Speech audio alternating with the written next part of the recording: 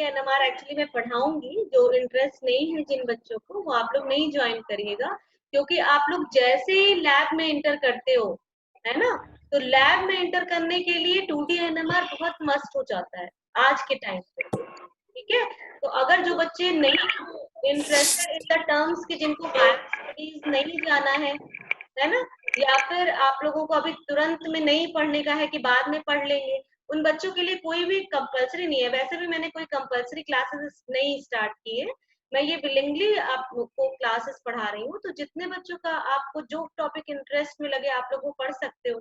ठीक है, बाद में पढ़ना का हो, देखना हो, तो आप यूट्यूब पे भी इसीलिए डाल देती हूँ। तो अगर जरा सा भी लगे कि आपका ये टाइम वेस्टिंग है तो एकदम ही मत करिए आप। लेकिन मैं एक दिन 2D की क्लास लूंगी उन बच्चों के लिए जो डायरेक्टली अगर करने जा रहे हैं, चाहे वो लास्ट ईयर के हो, चाहे डिसर्टेशन करने जा रहे हो, चाहे एमएससी में जो खुद का प्रोजेक्ट होता है, या बाहर कहीं प्रोजेक्ट करने जाते हैं, उनके लिए लैब वर्क के लिए 2D इम्पोर्टेंट है। ठीक है, तो मैं एक दिन 2D का लूंगी और आप लोगों को कुछ कुछ बताने के लिए कि 2D का क्या इम्पोर्टेंस है, एमआरआई का क्या इम्पोर्टेंस है।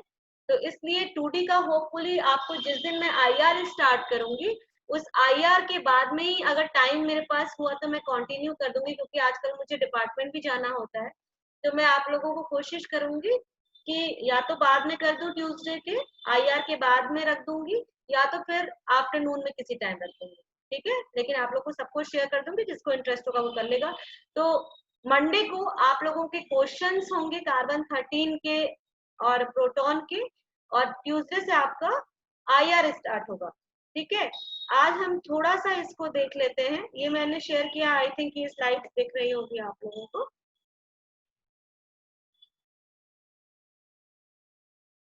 देखिए, टाइम डिपेंडेंस प्रोटॉन एनएमआर, है ना। प्रोटॉन एनएमआर होता क्या है, टाइम डिपेंडेंस बहुत इंपॉर्टेंट होता है, क्योंकि जो मॉलिक्यूल्स होते हैं वो related to the magnetic field क्या करते हैं, टम्बल करते हैं। ये हम लोग पहले भी देखे थे, जो रिलैक्सेशन में हम लोग ने देखा था कि जो छोटे मॉलिक्यूल होते हैं वो ज्यादा जल्दी रोटेट करते हैं या टम्बल करते हैं रदर देन बड़े मॉलिक्यूल। ठीक है, तो जो हम देखते हैं, जो मॉलिक्यूल हमें दिखाया जाता है, वो क्या होता है, वो एक एवरेज स्पेक्ट्रम होता है।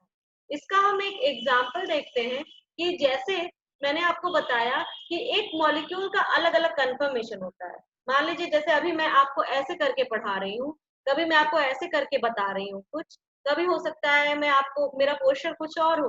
तो एक पर्टिकुलर मॉलिक्यूल का भी बहुत ढेर सारे कन्फर्मेशंस हो सकते हैं। वो कन्फर्मेशन सॉल्यूशन में बहुत ज्यादा होते हैं, और सॉलिड स्टेट में जो आप क्रिस्टल स्ट्रक्चर या एक्सरे क्रिस्टलोग्राफी पढ़ते हो, उसमें किसी एक पर्टिकुलर कन्फर्मेशन में वो फ्रीज हो जाता है। तो जिसकी वजह से वो एक मॉलिक्यूल तो आपको दिखता है, लेकिन वो सिर्फ एक कन्फर्मेशन उसका होता है, जरूरी नहीं है कि वो मॉलिक्यूल उसी conformation. Conformation in the sense कि जो मॉलिक्यूल आपका टेट्राहेड्रन है, उस टेट्राहेड्रन का मतलब क्या है कि वो उसमें 4 ग्रुप लगे हुए हैं, उसकी स्टीरियोकेमिस्ट्री डिफरेंट होगी। तो वो स्टीरियोकेमिस्ट्री डिफरेंट होने की वजह से जो ग्रुप्स का जो ओरिएंटेशन है वो आपके अलग अलग हो सकते हैं। उसका कन्फर्मेशन का मतलब यही है। ठीक है, मॉलिक्यूल के कन्फर्मेशन का, क्योंकि generally I am dealing about the organic molecule. अब ये आपने थोड़ा सा देखा था कि जो एक्सियल और इक्वेटोरियल मॉलिक्यूल्स होते हैं वो इंटर कन्वर्ट हो जाते हैं, और वो इतनी जल्दी हो जाते हैं कि उनका सिग्नल जो आता है वो सिंगल आता है। ठीक है, वही अगर आप कोई हैवियर मॉलिक्यूल्स लगा दीजिए इक्वेटोरियल पे, तो आपको पता है, आपने कंफर्मेशन में पढ़ा है, जो हम लोग देखेंगे भी जब हम स्टीरियोकेमिस्ट्री पढ़ेंगे थोड़ा सा, कि जो बल्कियर मॉलिक्यूल है वो क्या करते हैं, वो एक पर्टिकुलर इक्वेटोरियल पे ही रेस्ट करते हैं, जिसकी वजह से वो इक्वेटोरियल में रहना प्रेफर करता है वो पर्टिकुलर मॉलिक्यूल, अगर चेयर फॉर्म में है तो। अब अगर मॉलिक्यूल आपका कोई ऐसा मॉलिक्यूल है जो बल्कि भी है, साथ साथ में उसने लॉक कर दिया, जैसे टर्शियरी ब्यूटाइल ग्रुप या डेकालिन, किसी एक कंफर्मेशन में वो लॉक कर दिया, तो आपका जो सोल्यूशन है उसमें भी उसके कंफर्मेशन बहुत ज्यादा नहीं दिखते हैं। फिर भी जो आपका टाइम डिपेंडेंस है उससे एटलीस्ट ये पता चल जाता है कि आपका जो कंफर्मेशन है, जो मॉलिक्यूल है, उसके कितने तरीके के हैं। बहुत से सॉफ्टवेयर्स भी आते हैं जो आपका, या बहुत जैसे आपका सीडी होता है, वो भी आपका इम्पोर्टेंट रोल प्ले करती है। सेकेंडरी स्ट्रक्चर बताने के लिए, जो आपके पेप्टाइड्स वगैरह होते हैं उनके लिए। ठीक है, जो प्रोटॉन ट्रांसफर होता है OH और NH का, ये भी बहुत ज्यादा क्विकली होते हैं, जिसकी वजह से जो प्रोटॉन की स्प्लिटिंग नहीं हो पाती है एडजेसेंट जो प्रोटॉन है उन पे। यहाँ पे आपको एक चीज दिख रही है कि molecular specificity and absolute quantification. इसका मतलब है कि जो आपका इथेनॉल लिया गया है, उस इथेनॉल में जो आपका CH2 के H है और जो CH3 के H है, ये आपके अलग अलग ग्रीन से और ब्लू से दिखाए गए हैं। ये आपको पता है कि इसका सिग्नल अलग अलग आएगा, एक का ट्रिपलेट आएगा, एक का डबलेट आएगा, ठीक है, और एक का क्वाड्रेट आएगा। तो ये आप ऐसे बता सकते हो, इसका जो क्वांटिफिकेशन है मतलब अमाउंट कितना है, ये भी आपका पता किया जा सकता है NMR से।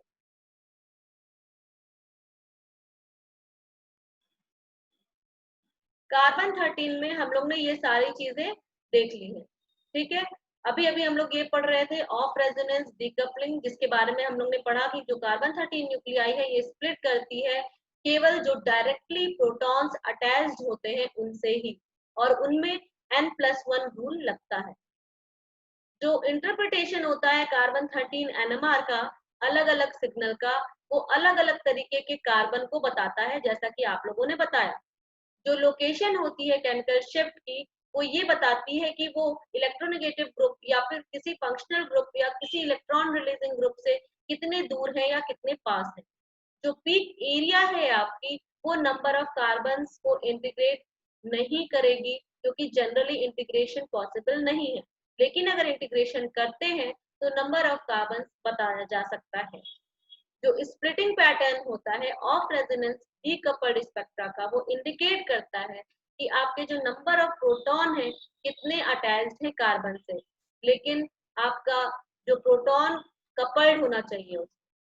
जो कार्बन 13 NMR स्पेक्ट्रा है, ये कुछ कंपाउंड्स का आपको दिया हुआ है। जो ऊपर आपका है वो स्प्लिटेड है, जो आपका कपल्ड है, और नीचे आपका डीकपल्ड स्पेक्ट्रा दिया गया है। ये स्लाइड्स आपकी शेयर की हुई है, और आप लोगों ने इससे भी कॉम्प्लेक्स मॉलिक्यूल्स देखा है, नंबर ऑफ सिग्नल पता किया है, इसलिए ये मैं डिस्कस नहीं कर रही हूँ। आप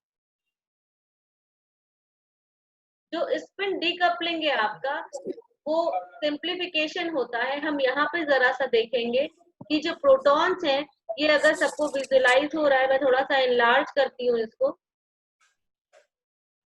देखिए, इसमें आपके HE और HA मतलब एक्सियल और इक्वेटोरियल, जो अभी भी हम बात कर रहे थे चेयर फॉर्म, ये शुगर मॉलिक्यूल है। जो शुगर मॉलिक्यूल है, इसमें इसमें आपके जो H1, H4, H2, H3 ये अलग अलग प्रोटॉन दिखाया गया है, और ये जो न्यूमैन प्रोजेक्शन फॉर्मूला से बताया है कि वो कितने एक दूसरे के ओवरलैप कर रहे हैं, उनका स्टीरियो केमिस्ट्री क्या है। ये जो आपके प्रोटॉन्स हैं, ये कितने इसका केमिकल शिफ्ट क्या है, ये कहाँ पे आ रहे हैं, उसके बारे में ये आपका दिया हुआ है। ठीक है, ये आप पढ़ेंगे अपने से, और कोई भी प्रॉब्लम आएगी तो आप पूछेंगे। ठीक है, तो आज के लिए मैं इतना ही पढ़ा रही हूँ, और नेक्स्ट क्लास में आपको ये 2 डायमेंशनल कैमड्रॉ, तुम्हें आपको कैमड्रॉ पढ़ना है, मैं एक क्लास कैमड्रॉ की ले लूंगी। ठीक है, कैमड्रॉ बहुत अच्छा से जानना चाहिए, ये आपको अभी भी ड्रॉ करने के लिए बहुत अच्छा टूल है।